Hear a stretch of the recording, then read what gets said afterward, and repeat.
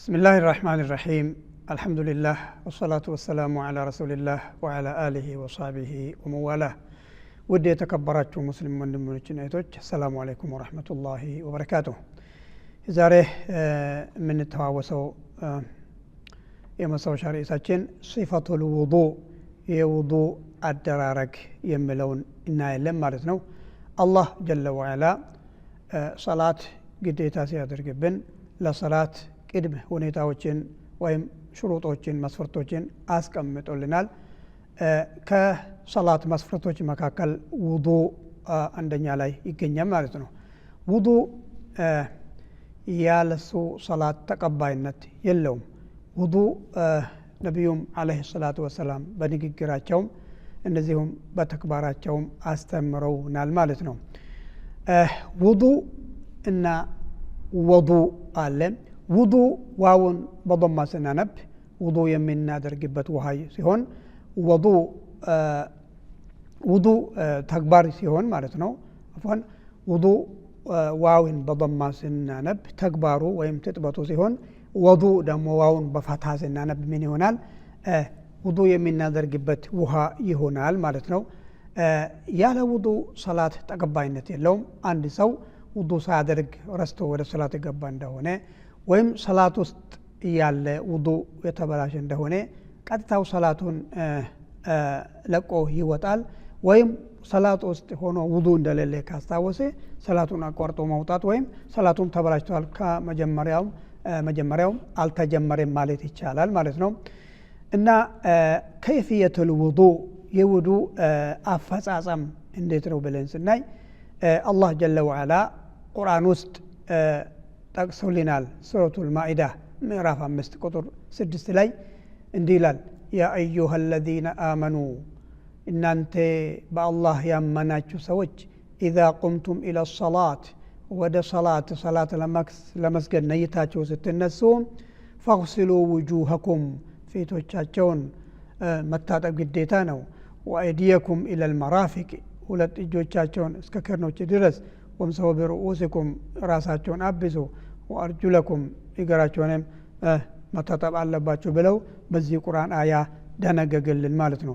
ነቢዩም አለይሂ ሰላቱ ወሰላም በሐዲሳቸው እንደጠቀሱልን ቃለ ነቢዩ ሰለላሁ ዐለይሂ ወሰለም ላ የቅበሉ ላሁ ሰላተ አህዲኩም ኢዛ አህደተ ሐታ የተወደእ ሙተፈቁን ዐለይህ። አላህ ጀለ ወዐላ ላ የቅበሉ ላሁ ሰላተ አህዲኩም ከአንዳቸው ወያንዳቸው ሰላት አላህ አይቀበለውም። ኢዛ አሕደሰ ውዱእ በተበላሸ ጊዜ ሐታ የተወደአ አስተካክሎ ውዱእ አድርጎ እስከሚሰግድ ድረስ የአንዳቸው ሰላት አላህ አይቀበልም አሉ ነቢዩ አለይሂ ሰላቱ ወሰላም። ጠይብ አማ ከይፍየቱል ውዱእ ይህ ውዱእ አፈጻጸም እንዴት ነው? አወለን አዩሰሚ ላህ አዘ ወጀለ መጀመሪያ ቢስሚላህ ብሎ የአላህን ስም መጥቀስ አለበት ማለት ነው። ነቢዩ ሰለላሁ ዐለይሂ ወሰለም በሐዲሱ እንደተናገሩት ማለት ነው ላ ውዱአ ሊመን ለም ይዝክር እስመላህ አንድ ሰው የአላህን ስም ያልጠቀሰ ውዱእ የለውም አሉ ነቢዩ ዐለይሂ ሰላቱ ወሰላም። ሐዲስ ሐሰን አልባኒ አንደኛ ውዱእ ከመጀመሩ በፊት ቢስሚላህ ብለው የአላህን ስም መጥራት በቢስሚላህ መጀመሩ ዋጅብ ነው የሚሉ ዑለሞች አሉ። ሌሎቹን ደግሞ አይ ዋጅብ አይደለም ሱና የሚሉም አሉ ማለት ነው። ቢስሚላህ ብሎ ከጀመረ በኋላ እጁን መታጠብ አለበት ማለት ነው። ላ ውዱአ ሊመን ለም ይዝከር እስሙላህ እንዳሉ ውዱእ የለውም የአላህ ስም ያልጠቀሰ አላህን ስም ያላወሳ አሉ ነብዩ ሰለላሁ ዐለይሂ ወሰለም። ከዛ በኋላ እጁን ቢስሚላህ ብሎ እጁን እንደዚሁ መታጠብ ይጀምራል ማለት ነው። እጁን ከታጠበ በኋላ ምን ያደርጋል? ሁለተኛ የተመضመድ ውሃን ወደ አፉ ይወስዳል ማለት ነው። መضመዳ ወደ አፉ ወስዶ ወልእስትንፋር ወልእስትንሻቅ የሚባል ነገር አለ። ወደ አፉ መضመዳ ውሃ ከወሰደ በኋላ ወደ አፍንጫውም ይወስዳል። ከዛ እስትንሳር ማለት ወደ ታች ያወርዳል ውሃን ማለት ነው። ከዛ በኋላ የግሲሉ ወጅሀሁ ሁለተኛ ደግሞ ፊቱን ይታጠባል። በመቀጠል ፊቱን ይታጠባል። ፊት ደግሞ ፊት የሚባለው من بداية منبت الشعر إلى الذقن من أذن اليمنى إلى اليسرى كما جمروا ጸጉር ማብቂያ ጀምሮ እስከ መጨረሻው አጋጭ ድረስ ከቀኝ ጆሮ እስከ ግራ ጆሮ ፊት ማለት የሚታጠበው ይሄንን ነው ማለት ነው። ثلاثا ሶስት ጊዜ መታጠብ ሱና ነው። ዋጅቡ አንዳንድ ጊዜ መታጠቡ ነው ማለት ነው። እንደዚሁም ከዛ ቀጥሎ ፊቱን ከታጠበ በኋላ ሁለት እጆቹን ይታጠባል ማለት ነው። እስከ ክርን ድረስ ሁለት እጆቹን ሶስት ጊዜ ይታጠባል።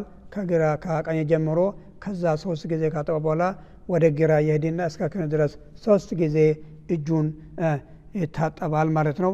በመቀጠል ራሱን يمسح رأسه ፊት ጸጉሩን ያብሳል ማለት ነው። ከዚህ ጀምሮ ወደ ኋላ ይወስድና ከኋላ ጀምሮ ወደፊት ይመልስና ራሱን ያብሳል። ራሱ ካበሰ በኋላ በዛኛው ውሃ ጆሮውንም ከውስጡንና ውጩን ያብሳል ማለት ነው።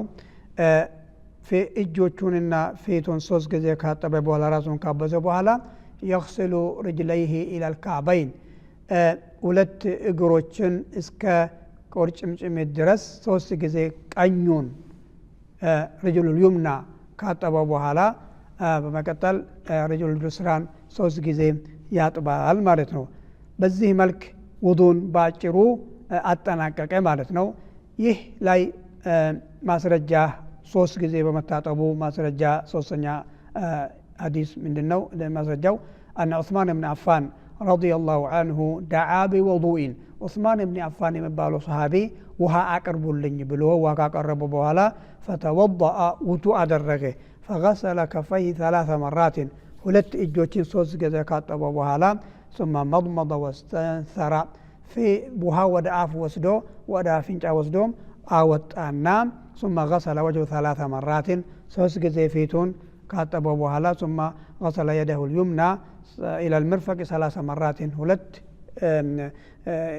ቀኝ እጁን እስከ ክን ድረስ ሶስት ጊዜ ካጠበ በኋላ ثم غسل يده اليسرى ثلاث مرات ግራ እጁን ሶስት ጊዜ እስከ ክን ካጠበ በኋላ ثم مسح رأسه عثمان ራሱን እንደዚህ አካበሰ በኋላ ثم غسل رجله اليمنى ቀኝ እግሩን إلى الكعبين እስከ ቁርጭምጭሚት ካጠበ በኋላ ሶስት ጊዜ ثم اليسرى ثلاث مرات ግራ እግሩን እስከ ቁርጭምጭሚት ሶስት ጊዜ ካጠበ በኋላ ثم قال آل عثمان رأيت رسول الله صلى الله عليه وسلم توضأ نحو وضوء هذا የአላህን መልእክተኛ የአላህ ሰላትና ሰላም ይውረድባቸውና እኔ ውዱ አድርጌ እንዳሳየኋቸው ውዱ አድርገው አሳይተውኛል አለ ዑስማን ኢብኑ አፋን ረዲየላሁ ዐንሁ። قال رسول الله صلى الله عليه وسلم የአላህ መልእክተኛ እንደዚህ ብለዋል من توضأ نحو وضوء هذا እኔ ውዱ እንዳደረኩ ውዱን ያደረገው ሰው ثم قام فركع ركعتين ውዱ በደንብ ካደረገ በኋላ ተነስቶ ሁለት ረክዓ ለአላህ የሰገደ እንደሆነ ለም يحدث فيهما نفسه ከሰላት ወጥቶ ወስወሳ የሸይጣን ጉትጎታ ነፍስያ ጋር ተጋጥሞ ከሰላት ካልወጣ غفر له ما تقدم من ذنبه ከዚህ በፊት ያሳለፈ ወንጀል አላህ ይምረዋል። رواه مسلم።